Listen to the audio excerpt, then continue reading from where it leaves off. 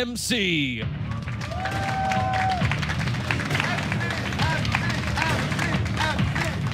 up to the top left, Blue Terran, representing Acer and Korea. Give it up for MMA.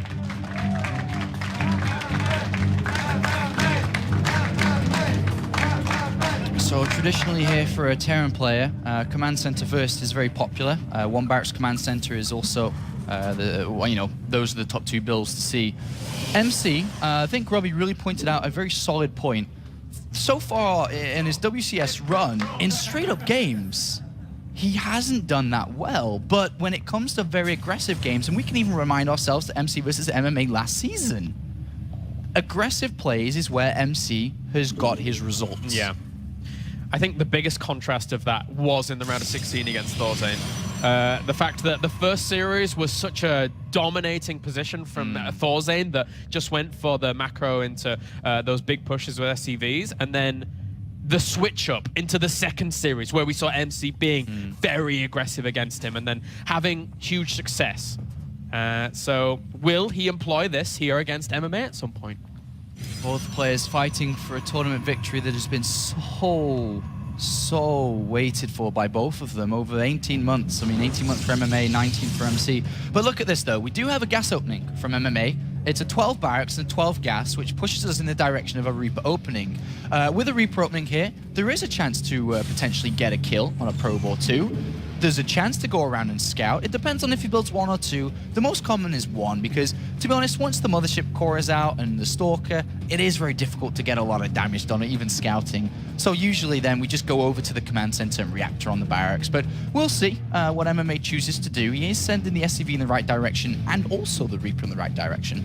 Yeah, so that's very nice there for MMA. MC, meanwhile, adding on that cybernetics core as is tradition, and no more gas being mined just yet for MMA, wanting to get that command center out as quickly as possible. But we do have a lot of gas that's already been brought in here by MC, mining 3 and 3 on both assimilators. The SCV goes in and spots that immediately. MC does have the option to proxy a building at this point in time. Even after the Mothership core and Stalker has been built, he still has 50 gas floating around. So it's not too far away from its tech structure if he wanted to throw one down here. Obviously, it's a big risk when there's a Reaper out. That's going to be looking around for any small details. Yeah. Look at that, floating around to the back here, trying to get to the mineral line, I think. Especially hanging around. Ooh, stop. I think he's going to hide there and wait to see what goes next to this pylon. Yeah.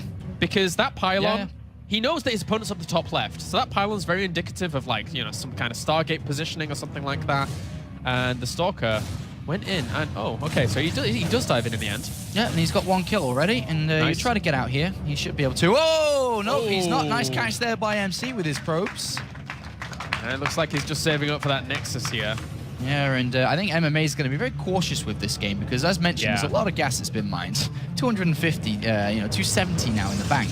But this is what MC said he was doing in previous series. He was like, I'm getting a lot of gas. I'm farming. I'm just gathering the gas. It's a really good point you bring up. That's something that he said that he liked to do. Yeah. And to be honest, that's very confusing sometimes for a Terran player because that's not very normal. It's kind of the only player I've seen do it is MC. The way that he did play it before in the round of 16, very smartly, he did eventually spend all the gas. Yeah. But for the style that he went for, it was Blink, it was Thermal Lance, it was Colossus, it was a +1 armor, it was all these things all at once. And look at that, 400 gas in the bank. It's such a weird thing to see, but it seems to work out in the end. He's got a lot of options. It really does. Scan goes down, and MMA's like, what are you doing? Sees the Forge coming in. It's like, nah, I see a Forge. That's like, nah, I really don't care too much about that. Yeah, I don't think he's too worried. I mean, that scan's just kind of a neutral scan, doesn't really see anything, so I don't think he's too stressed out here. Obviously, he knows his opponent's banked a lot of gas, but I think that even though MMA may be confused a little bit, with a bit of a word of advice from a coach, his manager's here just says, all right, this is how MC likes to do. Don't freak out about it. That's obviously something that may come into factor for the rest of the games. Yeah, the +1 weapons just start for MC. No doubt we'll see some tech go down. There's the Robo facility. Was he throwing the Twilight Council down as well at the same time? Or not straight was it away. A little bit later? Yeah. Yeah. Okay, then. Well, that's certainly on the cards as well. Just getting those sentries out, always very gas intensive here with that initial one. So he has chosen +1 attack over +1 armor here, which is a big difference. +1 armor you usually use to be able to deal when the Marines have +1 attack, and you've been on the defensive side. +1 attack could be an indication here that we could see MC be more aggressive here. And I won't mind that from MC, because again, that's where his success has really come from.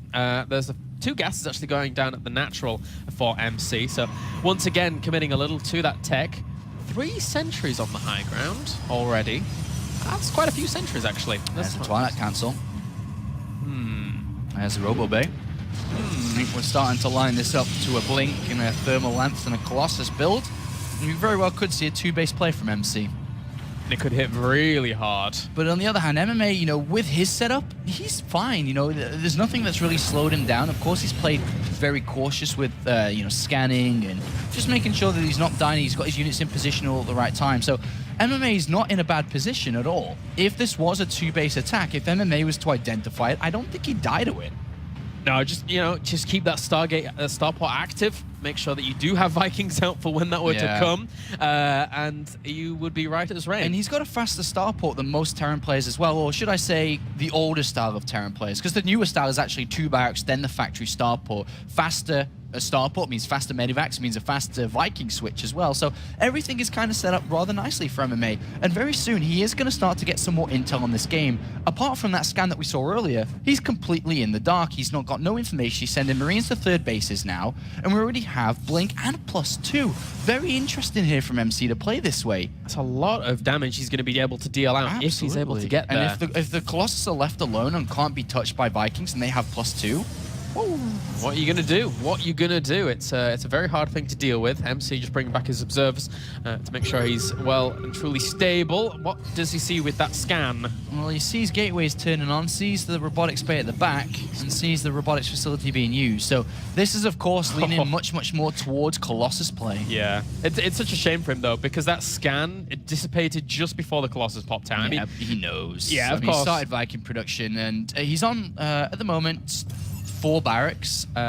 We should be seeing the 3rd command center come in soon, but I'm pretty sure he'll end up throwing down a 2nd starport here, especially against a player like MC. And Thermal Lance has only now just started after the first Colossus is completely finished and the second one's halfway through. So the Thermal Lance isn't going to line up exactly with 2 Colossi being out here. Meanwhile, MC, slight supply block in this moment. A little bit, yeah. But at the moment, MMA is like, all right, if you're not going to take a 3rd, then I'm not going to really drop you, because obviously MC's a player that loves Blink. If he's tucked tightly on 2 bases, you aren't going to break him. No. As a Terran player, it's very rare that we see somebody break a Protoss player who's defensive on 2 bases, with the likes of... I had a couple of pops there. With the likes of, you know, Blink and Photon Overcharge, it's very easily set up to defend against any play. So at the moment, MMA is like, all right, cool, don't take a 3rd. But the one thing he's got to be careful about is what happens now if MC does go for a 2-base push, which I still think's on the card, by the way, but with +2 attack, a lot of Stalkers and 3 Colossus, the Viking count's still only at 4, and there's still only 1 starport. The Vikings are going to die so fast. So fast if he just is able to focus down on them properly. And then that leaves the Colossi with full reign across the army. 3 Colossi with nothing really to deal with them. MMA is going to have to position himself very, very well in this engagement if it comes. I think that, look at MMA on the minimap. He's actually got a unit, a Marine, on the south 3rd base and a Marine at the north, spotting for when the 3rd is down. MMA in a minute is going to say, it's 13 minutes in the game. Where is your 3rd? And what I think we'll end up seeing is MMA go back, build bunkers, and sit tight himself. It's very, very unusual the way that MC is playing.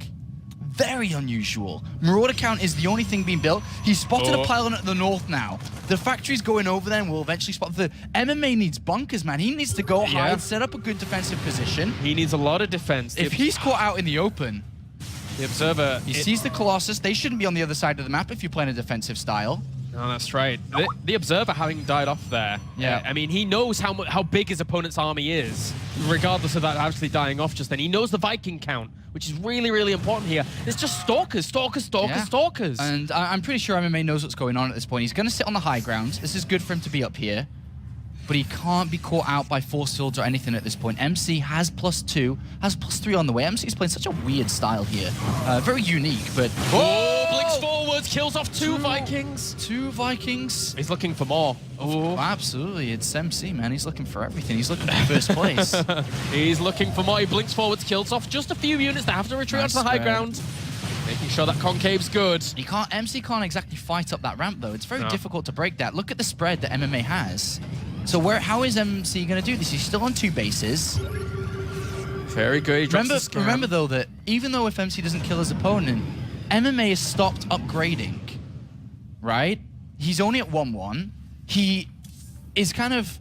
This is smart play by MC, even though it's very weird. It's very smart at the same time. He's pushed his opponent so defensively, and he's really slowed down everything. For example, the SCVs are at 50. They haven't increased. The barracks count's still at 4 or 5. 5, sorry. There's no ghost attack. Oh, actually just now been put down. But most importantly, no upgrades. There's +3 attack on the way. And if there was a counterattack by MMA with mass Vikings, Storm is almost set up as well. Yeah. Oh, this is a nice move, though, by MMA. Does it have a Maraud in there?